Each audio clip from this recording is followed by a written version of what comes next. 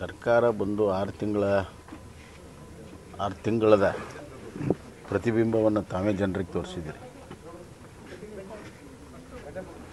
ಹೊಸ ಸರ್ಕಾರ ಬಂದಿದೆ ಅಂತಲೇ ಅನಿಸ್ತಾ ಇಲ್ಲ.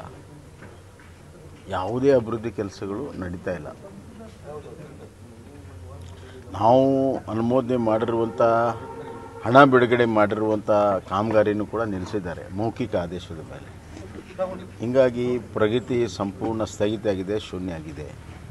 ಮೊನ್ನೆ ಮಿಡ್ ಟರ್ಮ್ ಫಿಸಿಕಲ್ ಪ್ಲ್ಯಾನ್ ಅವರೇ ಮಂಡಿಸಿದರು ವಿಧಾನಸಭೆಯಲ್ಲಿ.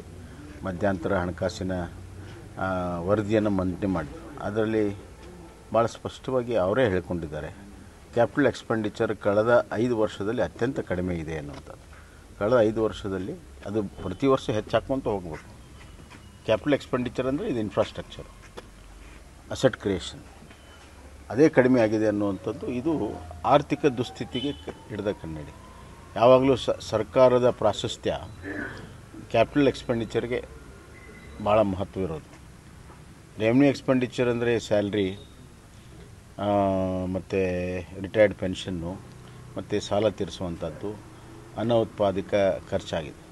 ಇವತ್ತು ಅವ್ರೇನು ಗ್ಯಾರಂಟಿ ಕೊಟ್ಟಿದ್ದಾರೆ, ಈ ವರ್ಷ ಏನು 39,000 ಕೋಟಿ ಖರ್ಚು ಮಾಡ್ತೀವಿ ಅಂತ ಹೇಳ್ತಾರೆ.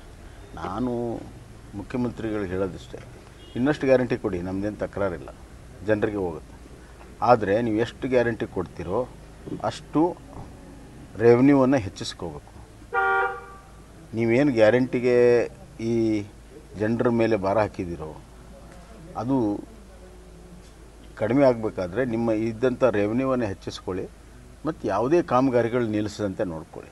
ಬರೀ ಬಾಯಿ ಮಾತಲ್ಲಿ ಹೇಳಿಕೆಯಲ್ಲಿ ಕಾಮಗಾರಿ ಪ್ರಾರಂಭ ಆಗಲ್ಲ. ಉತ್ತರ ಕರ್ನಾಟಕದ ಬಗ್ಗೆ ಅವರು ಏನೇನನ್ನೂ ಭರವಸೆ ಕೊಟ್ಟಿಲ್ಲ. ಅವರು ಬಜೆಟಲ್ಲಿ ಮಂಡನೆ ಮಾಡಿದ್ದು, ಉತ್ತರ ಕರ್ನಾಟಕಕ್ಕೆ ಬಜೆಟಲ್ಲಿ ಮಂಡನೆ ಮಾಡಿದ್ದೇ ಅವರು ಇಲ್ಲಿ ವಿಧಾನಸಭೆಯಲ್ಲಿ ಹೇಳಿಲ್ಲ. ಅವರೇ ಬಜೆಟಲ್ಲಿ ಮಂಡನೆ ಮಾಡಿರೋಂಥದ್ದು ಯಾವುದೂ ಕೂಡ ಆದೇಶಗಳು ಹೊರಗಡೆ ಬಿದ್ದಿಲ್ಲ, ಗೌರ್ಮೆಂಟ್ ಆರ್ಡರ್ಗಳ ಆದೇಶ ಬಿದ್ದಿಲ್ಲ. ಗೌರ್ಮೆಂಟ್ ಆರ್ಡರ್ ಬಿದ್ದಿಲ್ಲ ಅಂದರೆ ಹಣ ಬಿಡುಗಡೆ ಮಾಡೋ ಪ್ರಶ್ನೆನೇ ಇಲ್ಲ. ಉದಾಹರಣೆಗೆ ಕೃಷ್ಣಾ ಹಂತ 3ರದು ಸುಮಾರು 5,000 ಕೋಟಿ ಬಿಡುಗಡೆ ಮಾಡಬೇಕು. ಅವರ ಅಲ್ಲಿ ಭೂ ಪರಿಹಾರ ಮತ್ತು R&Rಗೆ ಬಿಡುಗಡೆ ಮಾಡಿಲ್ಲ. ಸುಮ್ಮನೆ ಕೋರ್ಟ್ ನೆಪ ಹೇಳಿದರು. ಅಲ್ಲಿ ಎದ್ದು ನಿಂತು ಯಾರೂ ಕೇಳಲಿಲ್ಲ. ಕೋರ್ಟಿಗೂ ಅದಕ್ಕೇನೂ ಸಂಬಂಧ ಇಲ್ಲ.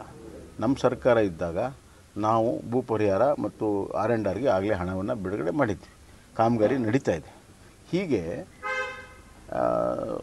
ಅದು ಕೇವಲ ಕೃಷ್ಣಾ ಅಂತೆ ಅಲ್ಲ, ನಾವು ಉತ್ತರ ಕರ್ನಾಟಕದ ನೀರಾವರಿಗಳಿಗೆ ಸುಮಾರು 22,000 ಕೋಟಿ ರೂಪಾಯಿಯನ್ನು ನಾವು ಅನುಮೋದನೆಯನ್ನು ಕೊಟ್ಟಿದ್ವಿ.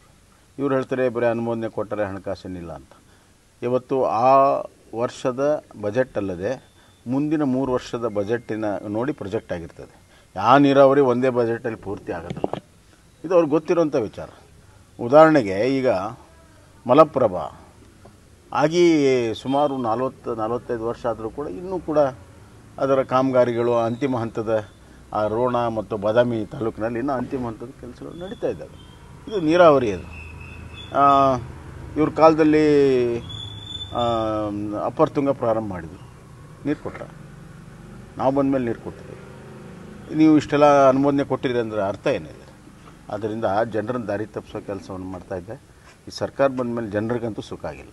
ಕನ್ನಡಿಗರ ಮೆಚ್ಚಿನ ನಿಮ್ಮ ನ್ಯೂಸ್ 18 ಕನ್ನಡ ಈಗ ವಾಟ್ಸ್ಆಪ್ನಲ್ಲಿಯೂ ಲಭ್ಯ. ಕರ್ನಾಟಕ ಮತ್ತು ದೇಶ ವಿದೇಶದ 360 ಡಿಗ್ರಿ ಸುದ್ದಿ ವಿವರವನ್ನ ನೀವು ನಿಮ್ಮ ಕೈ ಬೆರಳುಗಳಲ್ಲಿಯೇ ಪಡೆಯೋದಿಕ್ಕೆ ಈ QR ಕೋಡ್ ಅನ್ನು ಸ್ಕ್ಯಾನ್ ಮಾಡಿ. ನಮ್ಮ ಚಾನೆಲ್ ಅನ್ನು ಫಾಲೋ ಮಾಡಿ, ನೋಟಿಫಿಕೇಶನ್ ಆನ್ ಮಾಡಿ.